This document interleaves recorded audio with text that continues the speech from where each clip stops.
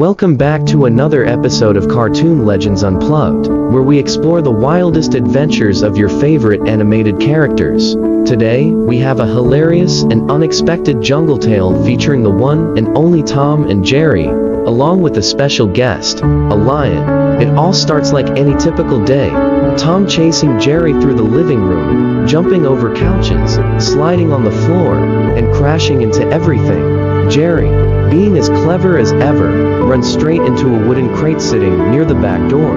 The crate is big, heavy, and has a bold label on it that says "Wild Animal Transport Do Not Open." Of course, Tom never reads anything. He dives into the box after Jerry, and before they know it, the crate is shut and lifted onto a truck, heading straight for the jungle. Hours later, the crate opens with a loud creak, and Tom and Jerry tumble out into the middle of a lush green jungle. Surprised and confused, they look around. Tall trees, strange birds, and the sound of wild animals fill the air. Jerry wastes no time and climbs up a vine, giggling as he swings around like he owns the place. Tom, on the other hand, tries to keep up, but ends up slipping on a banana peel left by a monkey. It's the usual madness, until the ground begins to shake, followed by a loud roar. A giant lion steps out from behind the trees with a golden mane and sharp eyes. His tail is twitching, and he does not look happy. The reason is simple. Tom accidentally stepped on his tail during the chase. Now, the situation flips. The lion starts chasing Tom. Tom is chasing Jerry, and Jerry is just enjoying every second of it. While eating fruit from a tree, Tom tries to hide behind rocks, climb trees, and even paint stripes on himself to blend in with zebras. Nothing works.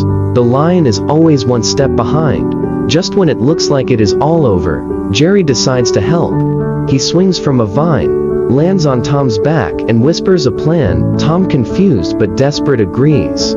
Jerry sets up a trap using jungle tools, a few coconuts, a net, and a spring-loaded branch.